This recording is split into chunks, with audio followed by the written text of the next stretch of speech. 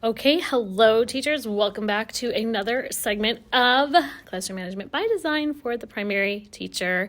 So glad you were here. This is a fun topic this week, kind of feeding off of feedback from last week's blog post, which was all about to reward or not to reward. And some teachers were saying, if I don't have rewards, like how do I get the calmness in my classroom?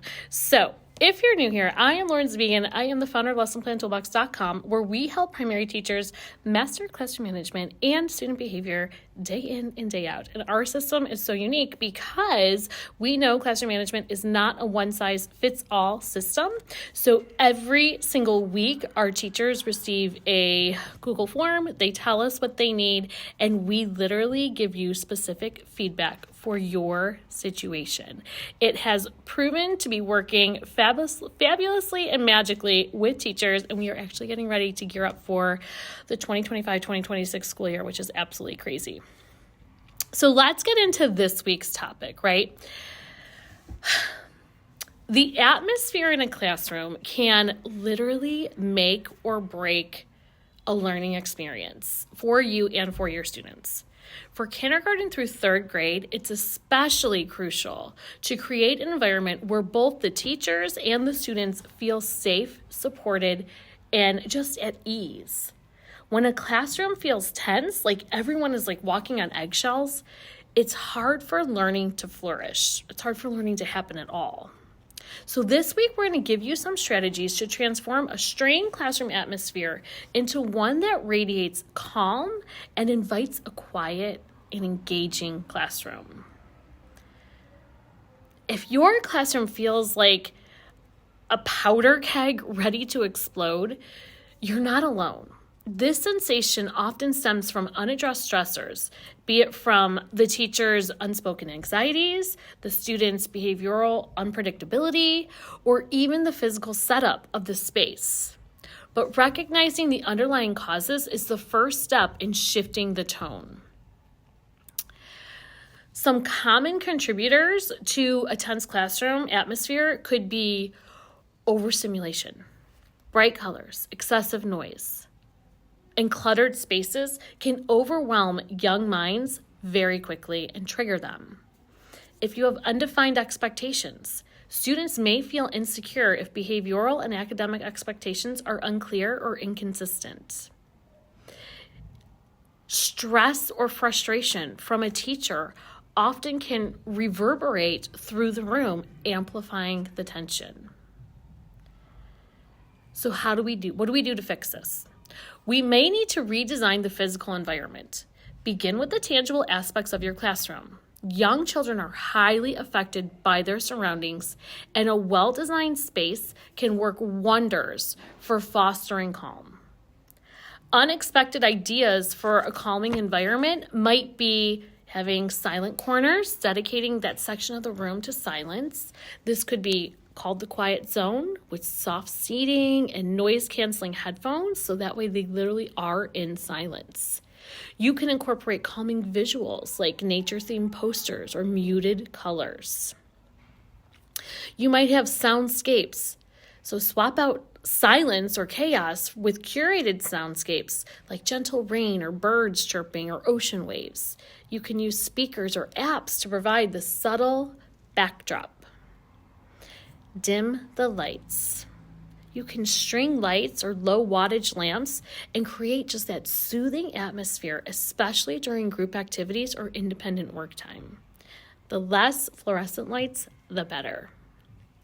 Then we want to establish clear emotional boundaries. Students' emotional regulation significantly impacts the overall mood of the classroom. We need to teach them how to identify and process their feelings, making calmness a collective goal. How do we do this? Have some morning check-ins. Start the day by letting the students share their emotions using a simple tool like the emotion cards or the feeling thermometer. If you have a classroom pledge, this is an easy strategy, but you create this mantra emphasizing respect and calm behaviors. For example, we move softly and speak kindly because we care for our family, our classroom family. Then we want our students to be familiar with emotional vocabulary. So we can teach phrases like, I need space, I'm feeling overwhelmed, which is going to equip them to self-advocate calmly. Next, we want to tailor strategies for the specific grade levels because, again, everything is not a one-size-fits-all. So we're going to tailor these strategies for grade levels because while all students benefit from calmness, their developmental needs vary. So we can differentiate strategies accordingly. So in kindergarten, these students are highly sensory-oriented. They lean into visual and tactile supports. So you want to have like tangible noise level. Use visual cues like a noise traffic light that's going to shift from green, quiet work, to red, too loud. Guided breathing buddies. You can give them small stuffed animals so they can place it on their stomachs while lying down. Watching the toys rise and fall as they breathe is going to encourage them to focus, which brings calmness over them. We also want simplified transitions. So minimize the abruptness during your activities by using songs and visual timers, okay? Next, we're going to talk about the first and the second graders. So these students are transitioning from sensory reliance to a more cognitive understanding. These students are ready to do some role playing where we can act out common classroom scenarios using those student behavior scenario of the day cards if you're in our community to practice soft voices and gentle movements. They can also work on collaborative calm activities. So you can partner students for tasks like building puzzles or creating a collaborative art project where you're focusing on teamwork over speed. We also want to give them mindful movements, right? We can introduce yoga-inspired stretches here. We can do animal mimicry just to release that pent-up energy in a structured way. Our third graders, these students are older, obviously, and they benefit from more autonomy and responsibility in maintaining a calm environment. So you can have student ambassadors where you assign roles like the calm captain to help their peers regulate their voices and their actions. You can also have classroom agreements with this age level where you co-create behavioral agreements and you focus on how each student contributes to a peaceful space. These students can also have mindfulness minutes where we set aside just a minute or two daily for silent reflection. You encourage the students to think of something that they're grateful for so they can visualize their quiet place. And then the next thing we want to do is build consistency in our tone and our expectations. So a calm classroom thrives on routine and consistency. We can establish patterns that students can depend on, which is going to reduce the uncertainty that breeds the tension. So some ideas here would be silent hand signals, right? Develop those nonverbal cues for commands like to quiet down, to seek attention, which naturally will lower voices. We can also do predictable calm moments where we schedule specific times for the class to engage in a calming ritual, such as listening to a story with dim lights or just putting on some quiet music and just having them be present in the quiet.